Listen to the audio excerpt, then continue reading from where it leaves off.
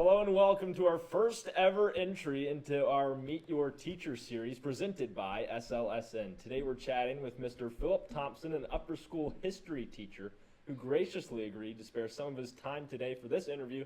First of all, thank you for coming on and congratulations on being our first ever guest on the series. Let's go ahead and get started with some background information. Where are you from? So originally, I'm from Virginia. My dad's a minister, so I moved around a lot as a kid. But middle school and high school, I ended up in a small town called Front Royal. That's where I graduated from high school from. Okay.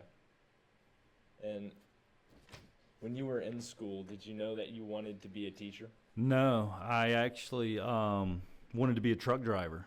That's really? why students that have had me know that I've been a truck driver for 3 years. When I graduated high school, I went to truck driving school, became a truck driver. So no, when I was younger, I had no idea I wanted to be a teacher.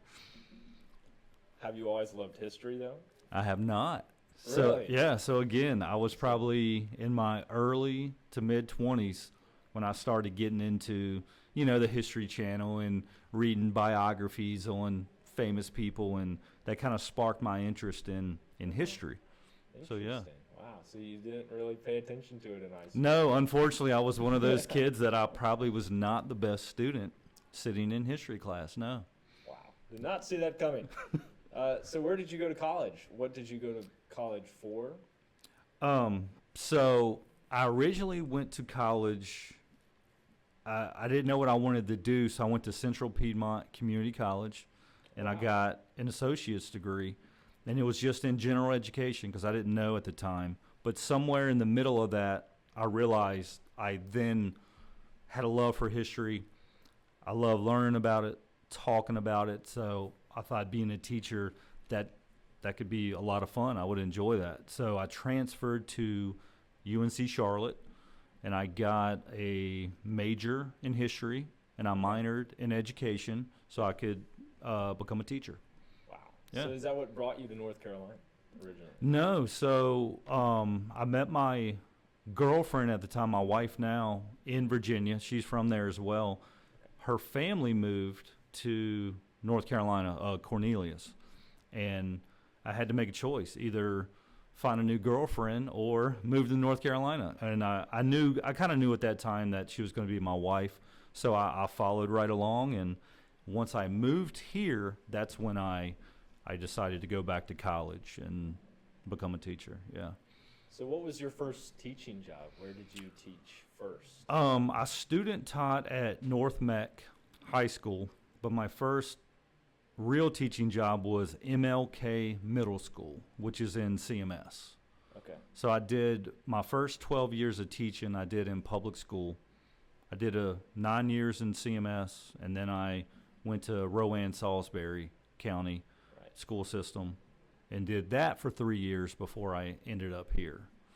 Okay. So what was so attractive for Southlake, so much so that you wanted to teach here?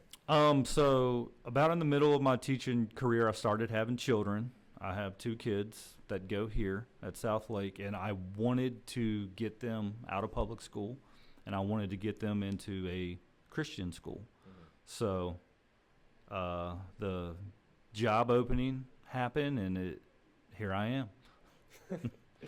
Can you tell us some of your favorite things about Southlake in your short time being here so far? There's a lot of things I really enjoy about Southlake. First and foremost, I love being at a Christian school. For so many years in public school, you kind of have to downplay your faith.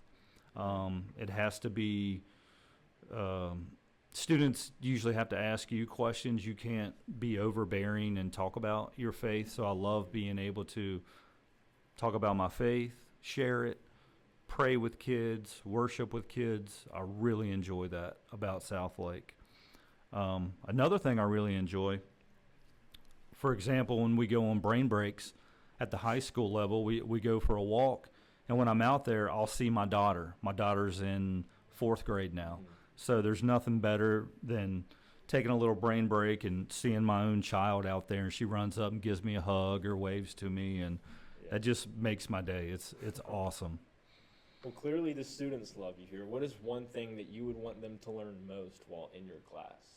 So academically, I would want them to just get a grasp on history, where we came from, why things are the way they are. But from a Christian point of view, I like to think of myself as not just a teacher, but as a mentor. I want kids to, hopefully by seeing me and listening to me, know that I follow Jesus, and I would want them to also, if they haven't accepted Jesus, I want them to come to know Jesus. So at the end of the day, that's more important than learning facts about history at the end of the day. So if you could give one piece of advice to all of our listeners out there, what would it be? That's a tough one. So I would say open your heart to Jesus, number one. From a Christian standpoint, absolutely. And from an academic, because again, also a teacher here, just try your best. Follow what you're truly passionate about. Don't worry about the money. When you go to your career or college, don't look at the dollar signs. Look at what you're truly interested in for your future. All right, well, thank you, Mr. Thompson, again, so much for your time. That'll do it for us, and for joining me in starting the Meet Your Teacher series. Yes, at halftime. That'll do it for us and for the halftime break, so we'll send you back to the field house for the second half of tonight's game on SLSN. Thank you.